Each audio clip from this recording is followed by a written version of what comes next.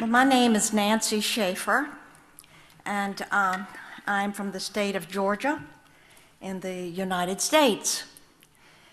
And thank you for your gracious invitation to join you tonight. And thanks to all of you who have made this incredible World Congress of Families #5 in Amsterdam possible. It's a privilege for me to join you tonight and to be with you in some pro-family policy here. I will share with you on the unlimited power of Child Protective Services. I served in the Georgia State Senate, and after 4 years of viewing the ruthless and unsparing actions of Child Protective Services, also called CPS, which I will use tonight, I wrote a scathing report entitled "The Corrupt Business of Child Protective Services." Thank you.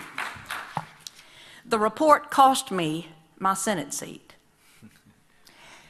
Here's some copies of the report, if you'd like to get one. However, there are causes worth losing over, and this is one. I'm going to talk about some of the problems and then some realistic, maybe, solutions for families and children, and maybe look to some steps that we can take. This is not to say that there are not those children in wretched situations who need to be removed.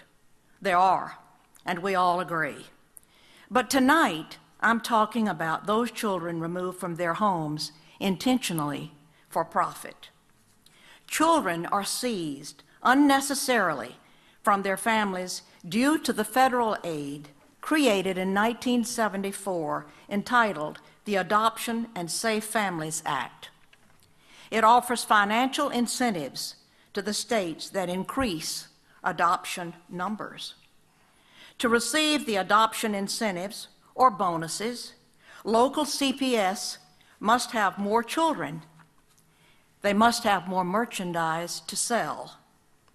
Funding is available when a child is placed in a foster home with strangers or placed in a mental health facility and medicated, usually against the parents' wishes. Parents are victimized by the system that makes a profit for holding children longer and bonuses for not returning children to their parents. This is abuse of power. It is lack of accountability, and it is a growing criminal political phenomenon spreading around the globe. Oftentimes, but not always, poor parents are targeted to lose their children because they do not have the wherewithal to hire an attorney or fight the system. Being poor and lacking proper housing does not mean your children should be removed. CPS has redefined poor to mean psychologically inferior. Therefore, it is in the best interest of the child to be removed. Best interest, of course, has also been redefined at the child's expense. It has been reported over and over that 6 times as many children die in foster care than in the general public. Once a child is legally kidnapped and placed in official safety, the child is far more likely to suffer abuse, including sexual molestation and/or rape. Case workers and social workers are often guilty of fraud. They withhold and destroy evidence, and they seek wrongly to terminate parental rights while being protected by state immunity. There is a huge bureaucracy made up of judges, court-appointed attorneys, guardian ad litems, social workers, state employees, court investigators, therapists, psychologists, psychiatrists, foster parents, adoptive parents, and on, who are looking to the children in state care for their job security.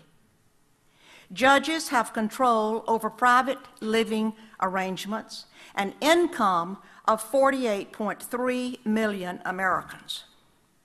The United States Census Bureau reported in 2002 that 40 billion in transfer payments were made between households of custody parents and other parents. That money, 40 billion, is under the direction and control of family court judges in environments covered with confidentiality laws that protect the wrong people. Fathers are victims of this unjust system. Child support payments, even without having visits with their children, are choking the very life out of fathers. 3 fathers, of whom I am aware and have been in touch with, committed suicide in the last 12 months because they lost the opportunity to even visit with their children. These are